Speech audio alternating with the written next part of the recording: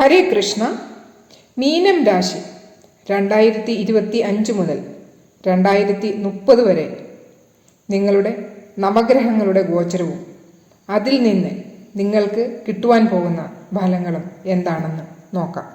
രാശിചക്രത്തിലെ അവസാനത്തതും 12ാമത്തെ രാശിയുമായ മീനം രാശി. മീനം രാശിയുടെ സ്വാമി വ്യാഴം. ഈ 5 വർഷം വ്യാഴത്തിൻ്റെ, ശനിയുടെ, കേതുവിൻ്റെ, രാഹുവിൻ്റെ ഈ വലിയ ഗ്രഹങ്ങളുടെ ഗോചരം നിങ്ങളുടെ ഏത് ഭാവത്തിലായിരിക്കും? ഷോർട്സ് വീഡിയോ കാണുന്നവരാണെങ്കിൽ ചാനലിൽ വിശദമായിട്ടുള്ള വീഡിയോ അപ്ലോഡ് ആയിട്ടുണ്ട്, ദയവായി കാണുക. വീഡിയോയുടെ അവസാനം നിങ്ങൾ ചെയ്യേണ്ട ഉപായം, അതുപോലെ തന്നെ ഒരു വാസ്തു ടിപ്പും ഉണ്ടായിരിക്കും. 7.5 ശനി നടക്കുന്ന സമയം. ഈ 5 വർഷം നിങ്ങളുടെ 7.5 ശനിയുടെ 2ഉം 3ഉം ചരണത്തിലുള്ള കാലാവധിയാണ്. ഈ പ്രവചനം ജന്മരാശി ചന്ദ്രരാശിയെ അടിസ്ഥാനമാക്കിയിട്ടുള്ളതാണ്. വളരെയേറെ റിസർച്ച് ചെയ്തതിന് ശേഷം കൊണ്ടുവന്ന വീഡിയോ. എല്ലാവരും ബുക്കും പേനയും എടുത്തു നോട്ട് ചെയ്തു വയ്ക്കുക. മെയ് 2025 മുതൽ മെയ് 2026 വരെ വ്യാഴം 4ാം ഹൗസിൽ.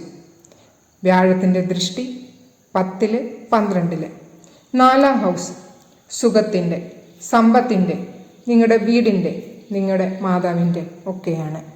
ഈ സമയം ആഡംബര വസ്തുക്കൾ വാങ്ങിക്കുന്നതിനുള്ള സമയം, പ്രോപ്പർട്ടി ഡീലിംഗ് ഒക്കെ ചെയ്യുന്നതിനുള്ള സമയം, അനുകൂല സമയം.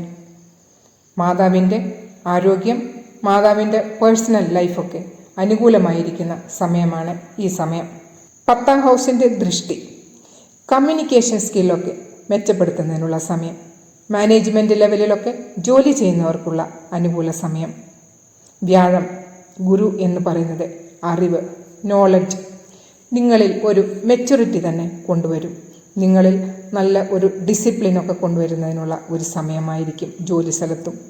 പ്രത്യേകിച്ച് ജോലി സ്ഥലത്ത് കൂടെ ജോലി ചെയ്യുന്നവരോടുള്ള നല്ല ഒരു കൂട്ടുകെട്ടെന്ന് പറഞ്ഞാൽ അവരിൽ ഒരു ദയ കാണിക്കുന്നതിനും ഒക്കെയുള്ള സമയമാണ്. 12ാം ഹൗസിൻ്റെ ദൃഷ്ടി ചിലവ് കൂട്ടുന്ന സമയം. അതും നിങ്ങളുടെ അനുകൂല സ്ഥലത്ത്, നിങ്ങളുടെ ഇഷ്ടമുള്ള സ്ഥലത്ത് പോയി ചുറ്റിക്കറങ്ങുന്നതിനും അതിനുവേണ്ടി പണം ചെലവഴിക്കുന്നതിനുമുള്ള സമയം. ലോങ് ട്രാവൽസും അതുപോലെ തന്നെ തീർത്ഥാടനം ഒക്കെ ചെയ്യുന്ന സമയമായിരിക്കും. അതിനുവേണ്ടി നിങ്ങൾ പൈസ ചിലവാക്കുകയും ചെയ്യും. മെയ് 2026 മുതൽ മെയ് 2027 വരെ വ്യാഴം 5ാം ഹൗസിൽ ഉച്ചസ്ഥിതിയിൽ വരുന്നതായിരിക്കും. ഈ സമയം വ്യാഴം നിങ്ങൾക്ക് വേണ്ടതെല്ലാം ചെയ്തു തരുന്ന സമയം. സന്താനങ്ങൾ ഉള്ളവർക്ക് സന്താനങ്ങൾക്ക് നല്ല അനുകൂല സമയം. ഉന്നത വിദ്യാഭ്യാസത്തിനും അതുപോലെ തന്നെ സാമാന്യ വിദ്യാഭ്യാസത്തിനും ഒക്കെയുള്ള നല്ല സമയമാണ്. നിങ്ങളുടെ തിങ്കിങ് തന്നെ, നിങ്ങളുടെ ചിന്ത തന്നെ വളരെ ഒരു വലിയ രീതിയിലായിരിക്കും, വലിയ നിലവിലുള്ള ചിന്തകളായിരിക്കും. അതുപോലെ തന്നെ പ്രൊമോഷനൊക്കെ കിട്ടുന്നതിനുള്ള സമയം. ലവ് റിലേഷൻ ഒക്കെ നല്ല രീതിയിൽ മുന്നോട്ട് പോകുന്നതിനുള്ള സമയമാണ്. മെയ് 2027 മുതൽ 2028 വരെ 6ാം ഹൗസിൽ. ഈ സമയം നിങ്ങൾ കുറച്ച് ശ്രദ്ധിക്കേണ്ട സമയം. ആരോഗ്യപരമായി പ്രത്യേക ശ്രദ്ധ തന്നെ വേണം. പുറത്തുനിന്നുള്ള ആഹാരമൊക്കെ ഒഴിവാക്കേണ്ട സമയം. ജങ്ക് ഫുഡ്, ഫാസ്റ്റ് ഫുഡൊക്കെ അവോയ്ഡ് ചെയ്യുക. ഈ സമയം നിങ്ങൾക്ക് ഡയബറ്റീസ് വരുന്നതിനുള്ള ഒരു സാധ്യത, അതുപോലെ തന്നെ നിങ്ങൾക്ക് ലിവർ റിലേറ്റഡുള്ള അസുഖങ്ങൾ വരുന്നതിനുള്ള സാധ്യതയാണ് കാണുന്നത്. അപ്പോൾ ആഹാരത്തിൽ ക്രമീകരണം തീർച്ചയായും വേണം. ഈ സമയം ശ്രദ്ധിക്കേണ്ടത് പേരുദോഷം വരാതെ സൂക്ഷിക്കുക. ശത്രുക്കളുടെ ആക്രമണം, കടം വാങ്ങാതിരിക്കുക, കോർട്ട് കച്ചേരി കേസുകളിൽ നിന്നും അകന്നു നിൽക്കുക വളരെ അനിവാര്യമായിട്ടുള്ള കാര്യമാണ് ഈ സമയം. മെയ് 2028 മുതൽ 2029 വരെ 7ാം ഭാവത്തിൽ.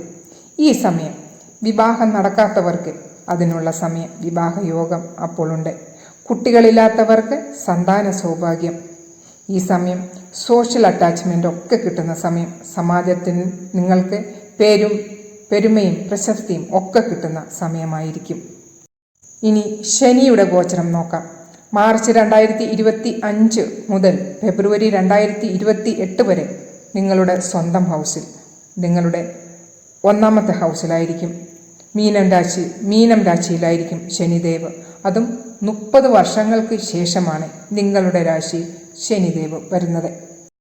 ചന്ദ്രരാശിയിൽ ചന്ദ്രൻ നിങ്ങളുടെ ഭാവന, ചിന്ത, കൽപ്പന ഒക്കെയാണ്.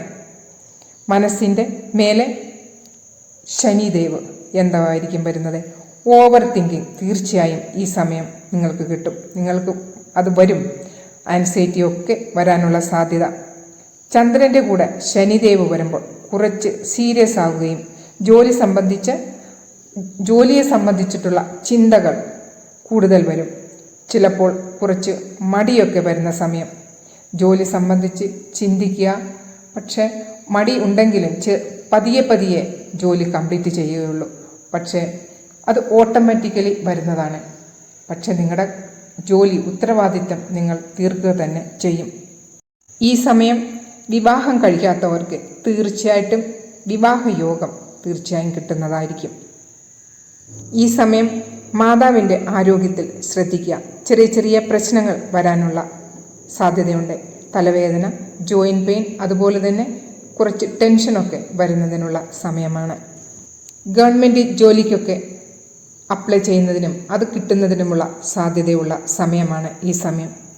എല്ലാവരും നിങ്ങളുടെ ജാതകത്തിൽ ശനി ഉച്ചനാണോ നീചനാണോ എന്ന് നിങ്ങൾ ചെക്ക് ചെയ്യിപ്പിക്കുക. ശനി ഉച്ചസ്ഥിതിയിൽ ഉള്ളവർക്കാണ് ഈ ഫലങ്ങളൊക്കെ കിട്ടുക. നീചസ്ഥിതിയിൽ ഉള്ളവർ ശനിയുടെ ഉപായങ്ങൾ തീർച്ചയായും ചെയ്യണം. ഫെബ്രുവരി 2028 മുതൽ ശനി 2ാം ഹൗസിൽ. ഈ സമയം നിങ്ങളുടെ ജോലി സംബന്ധിച്ച് കുറച്ച് സീരിയസ് ആകുന്ന സമയമാണ്. വാണി, നിങ്ങളുടെ സംസാരം കൺട്രോൾ ചെയ്യുക.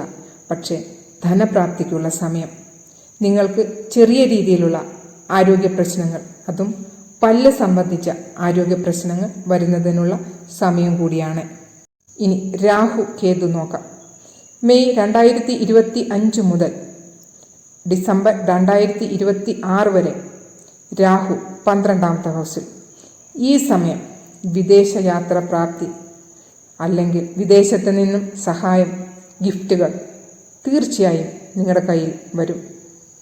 വിദേശയാത്ര, ലോങ് ട്രാവൽസ്, അല്ലെങ്കിൽ MNCയിൽ നല്ല ജോലിക്കുള്ള സമയം, സുഖപ്രാപ്തിക്കുള്ള സമയം, ഫോറിൻ പ്രൊഡക്റ്റ് തീർച്ചയായും നിങ്ങളുടെ കയ്യിൽ വന്നു ചേരുകയും അതിൽ നിന്നും നിങ്ങൾ സുഖമനുഭവിക്കുകയും ചെയ്യും. ഡിസംബർ 2026 മുതൽ ജൂൺ 2028 വരെ രാഹു 11ാം ഹൗസിൽ. ഈ സമയം വളരെ അനുകൂലമായ സമയം. സഡനായിട്ടുള്ള നിങ്ങളുടെ ഇൻകം വരിക, വളരെ അനുകൂല സമയം. പെട്ടെന്നൊരു ലാഭം കിട്ടുന്നു. Share market, stock market, trading, ഇൻവെസ്റ്റ്മെൻറ്റിൽ ഒക്കെയുള്ള നല്ല സമയം. നിങ്ങൾ കുറേ കാലങ്ങൾ മുമ്പ് ഇൻവെസ്റ്റ്മെൻറ്റ് ചെയ്തിട്ടുണ്ടെങ്കിൽ അതിൽ നിന്നും ഒരു നല്ല ലാഭം കിട്ടുന്നതിനുള്ള ഒരു സമയമാണ് ഇത്. എന്ത് ചെയ്താലും ലാഭം കിട്ടുന്ന സമയമായിരിക്കും ഈ സമയം. അത് നിങ്ങൾ തീർച്ചയായും എല്ലാവരും എൻജോയ് ചെയ്യുക. കേതു 2026 ഡിസംബർ മുതൽ ജൂൺ 2028 വരെ 5th ഹൗസിൽ. ഈ സമയം നിങ്ങളുടെ സ്നേഹബന്ധത്തിൽ കുറച്ചൊരു അസംതൃപ്തി വരുന്ന സമയമാണ്. പക്ഷേ ബ്രേക്കപ്പ് ആകില്ല, എല്ലാം ശരിയാകും. അപ്പോൾ ഇതെല്ലാമാണ് ഈ 5 വർഷത്തെ പറ്റി നിങ്ങളോട് എനിക്ക് പറയാനുള്ളത്. ഇനി നിങ്ങൾ ചെയ്യേണ്ട ഉപായങ്ങൾ എന്തൊക്കെ? മാതാപിതാക്കളെ സംരക്ഷിക്കുക. ഗുരുവിൻ്റെയും ശനിയുടെയും ബീജമന്ത്രം, ഗുരു എന്ന് പറഞ്ഞാൽ വ്യാഴം, ബീജമന്ത്രം 108 പ്രാവശ്യം ചൊല്ലുക. 2 ഞാൻ സ്ക്രീനിൽ കൊടുത്തിട്ടുണ്ട്. അതുപോലെ തന്നെ വിഷ്ണു സഹസ്രനാമം പാരായണം ചെയ്യാൻ പറ്റുന്നവർ ഡെയിലി പാരായണം ചെയ്യുക. ഹനുമാൻ ചാലിസ ഡെയിലി പാരായണം ചെയ്യുക. ഈ ഉപായങ്ങൾ നിങ്ങൾ ചെയ്യാൻ പറ്റുന്നവർ എല്ലാം ചെയ്യുക. ഇന്നത്തെ വാസ്തു ടിപ്പ്: നിങ്ങളുടെ വീട്ടിൽ ഡൈനിങ് ടേബിൾ എവിടെയാണ് വെക്കേണ്ടത്? ബെസ്റ്റ് ഡയറക്ഷൻ പടിഞ്ഞാറ് ഭാഗത്ത്. പടിഞ്ഞാറ് ഭാഗത്ത് സ്ഥലമില്ലെങ്കിൽ ഈസ്റ്റ് ഡയറക്ഷനിൽ വെക്കാം, അല്ലെങ്കിൽ നോർത്ത്. അപ്പോൾ പടിഞ്ഞാറ്, കിഴക്ക്, വടക്ക് ഈ സ്ഥലങ്ങളിൽ. ഒരിക്കലും തെക്ക് പടിഞ്ഞാറ് ഇടാൻ പാടുള്ളതല്ല. ആ കോണറിൽ, തെക്ക് പടിഞ്ഞാറ് കോണറിൽ, കന്നിമൂലയിൽ ഒരിക്കലും പാടുള്ളതല്ല. ഇനി നിങ്ങളുടെ ഡൈനിങ് ടേബിൾ എപ്പോഴും സ്ക്വയറോ റെക്റ്റാങ്കിളോ ആയിരിക്കണം. അതിന് യൂസ് ചെയ്യുന്ന മെറ്റീരിയൽ തടി കൊണ്ട് തന്നെ ഉള്ളതായിരിക്കണം. അപ്പോൾ നിങ്ങൾ ഇരിക്കുമ്പോൾ നിങ്ങളുടെ ഹെഡ് ഓഫ് ദ ഫാമിലി കിഴക്കോട്ടോ വടക്കോട്ടോ പടിഞ്ഞാറോട്ടോ നോക്കി ഇരിക്കാവുന്നതാണ്. ഒരിക്കലും നിങ്ങളുടെ ഫേസ് തെക്ക് വശത്ത് വരാതിരിക്കുക. അപ്പോൾ നിങ്ങൾ ഇത് ശ്രദ്ധിക്കുക.